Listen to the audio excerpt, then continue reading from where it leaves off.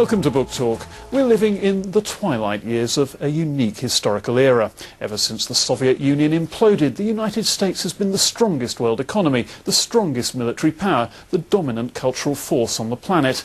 But that brief shining moment of hyperpower is ending. America now has rivals again as China, India, Brazil and Russia all flex their newly acquired muscles. And the prospects for the emerging post-American world are examined in a new book by Fareed Zakaria of Newsweek. And Fareed, it turns out history hasn't ended after all. You sum up what's happening now as the rise of the rest. You know, I was struck by how extraordinary it is to be living in a world in which everyone is rising. I mean, I started out this book thinking about the rise of Asia, and then I look at Latin America, where Mexico and Brazil and even Argentina are doing pretty well. And then you'd look at Africa, where 30 countries grew at 4% a year last year. And then you turn to Asia and you see Malaysia doing well, Indonesia doing well. And I realized that for the first time in human history, you had a world in which everyone was participating, but that economic growth was producing cultural change, political change. It's really the first time we have a truly global order. And you're saying that the challenge for America is to adapt from complete predominance years ago now to being one of a number of great powers, even if it perhaps has the optimum set of cultural abilities and military prowess and economic strength. Precisely. You know, in an economic sense, this is fine. It's a win-win, as economists say, because the pie expands, everyone does well, and it's a time of greater prosperity in the long run. Politically and diplomatically, of course, it's a zero-sum game. There is only so much political power in the world, and if China becomes more important in Asia, South Africa becomes more important in Africa, Brazil becomes more important in Latin America, who is being constrained? The guy at the top, the United States. This will be the central attitudinal adjustment for the United States to make, because we've grown very comfortable with this kind of extraordinary American imperium. And a century ago, I suppose the country that would have been agonizing along these lines and thinking about the rise of the rest would have been this country, would have been Britain. And I get the sense from reading your book that a lot of American policymakers are kind of looking back to the British experience and wondering if they're basically going to go the same way as the sort of Victorian model British Empire.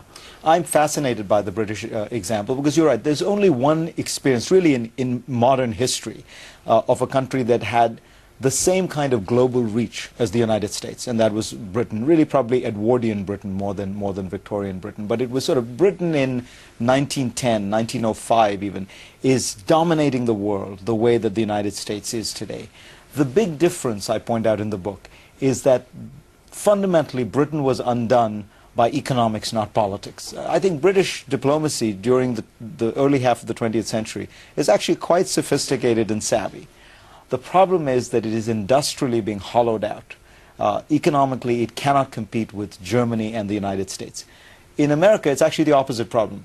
The American economy is quite vibrant, dynamic, but we are overreaching politically, being ham-handed, unilateral. We're sort of undoing ourselves because of bad politics rather than bad economics.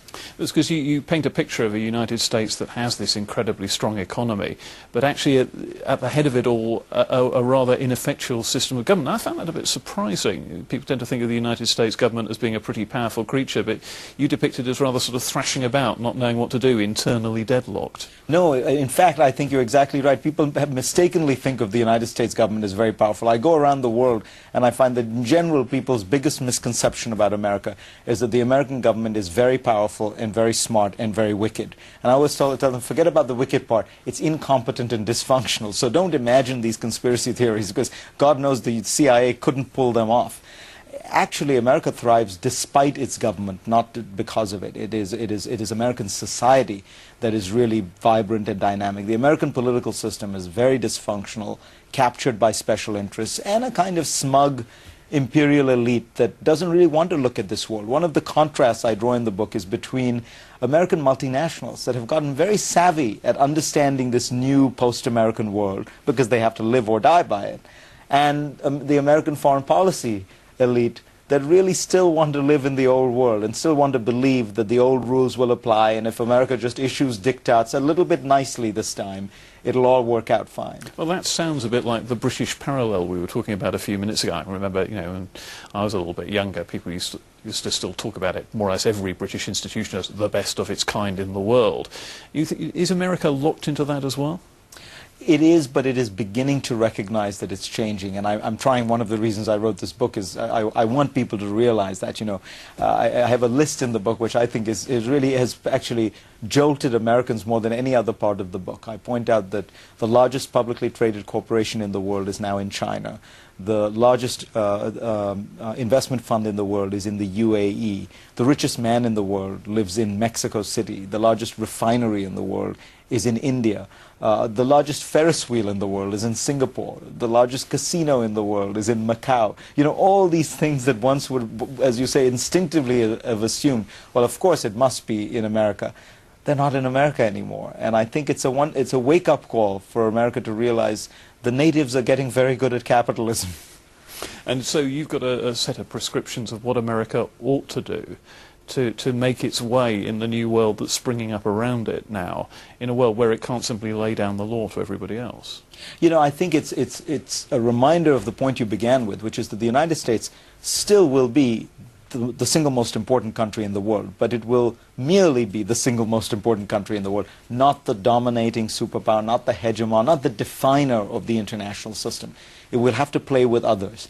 And so learning how to play with others involves, I think, a very different kind of leadership. But to me, the future of leadership is actually Bono. What do I mean by this? He is a rock star. Why? Because what he was able to do was he was able to take an issue, and because of legitimacy, credibility, he defined it on the global agenda. He raised it as an issue. He corralled people in the private sector and then in government all towards a certain goal, and managed to actually get amazingly effective transnational governmental action. It wasn't because he had tanks. It wasn't because he was able to bomb anyone. I think that's a model of leadership that the United States needs to look at. Of course, we'll have to use military power at times, and of course we'll have lots of the hard power elements that you always have to have. But you also need the power of legitimacy, agenda setting, credibility. You know, that's a kind of, there's a certain sophistication there of being able to achieve what you want by convincing others, by putting it on the agenda. We need a lot more of that in this new world in which everyone is empowered and everyone feels like you've got to convince me, not bully me into doing something.